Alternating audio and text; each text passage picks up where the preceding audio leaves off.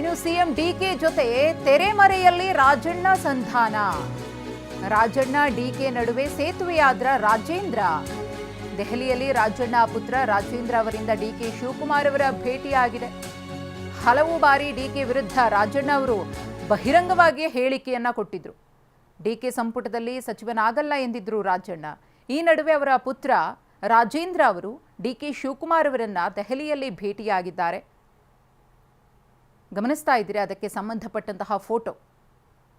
ದೆಹಲಿಗೆ ತೆರಳದೆ ಮಗನ ಮೂಲಕ ಸಚಿವ ಸ್ಥಾನಕ್ಕೋಸ್ಕರ ಇಲ್ಲಿ ಏನಾದರೂ ರಾಜಣ್ಣ ಅವರು ತಂತ್ರವನ್ನ ಮಾಡಿದ್ರ? 3 ದಿನಗಳಿಂದ ದೆಹಲಿಯಲ್ಲೇ ಬೀಡು ಬಿಟ್ಟಿದ್ರು ರಾಜೇಂದ್ರ ಅವರು ಕೂಡ.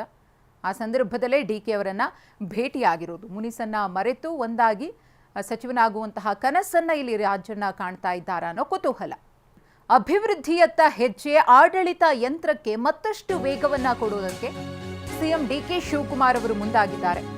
ಇವತ್ತು ಡಿಸಿ ಎಸ್ಪಿಗಳ ಜೊತೆಗೆ ಡಿಕೆ ಶಿವಕುಮಾರ್ ಅವರು ಸಭೆಯನ್ನು ಮಾಡಲಿದ್ದಾರೆ. 3 ದಿನಗಳ ದೆಹಲಿ ಪ್ರವಾಸವನ್ನ ಮುಗಿಸಿ ಡಿಕೆ ಶಿವಕುಮಾರ್ ಅವರು ರಾಜ್ಯಕ್ಕೆ ವಾಪಸ್ ಆಗಿದ್ದಾರೆ. ಬಂದ ತಕ್ಷಣವೇ ಆಕ್ಟಿವ್ ಆಗಿದ್ದಾರೆ.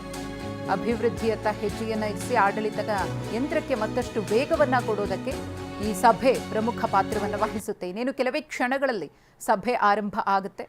ಡಿಕೆ ಶಿವಕುಮಾರ್ ಅವರ ನೇತೃತ್ವದಲ್ಲಿ ಗೃಹ ಸಚಿವ ಪ್ರಿಯಾಂಕ್ ಖರ್ಗೆ ಅವರು ಭಾಗಿಯಾಗ್ತಾರೆ ಸಭೆಯಲ್ಲಿ. ಡ್ರಗ್ಸ್ ಮುಕ್ತ ಬೆಂಗಳೂರಿಗೆ ಸೂಚನೆಯನ್ನ ಪ್ರಿಯಾಂಕ್ ಖರ್ಗೆ ಅವರು ಕೊಟ್ಟಿದ್ದಾರೆ. ಇಂದಿನ ಸಭೆಯಲ್ಲೂ ಕೂಡ ಅದರ ಬಗ್ಗೆ ಚರ್ಚೆಯಾಗುವ ಸಾಧ್ಯತೆ ಇದೆ. ಪ್ರತಿ ಜಿಲ್ಲೆಯಲ್ಲೂ ಕೂಡ ಡ್ರಗ್ಸ್ ಮುಕ್ತ ಮಾಡೋದಕ್ಕೆ ಕರೆ ನೀಡುವ ಸಾಧ್ಯತೆ ಇದೆ.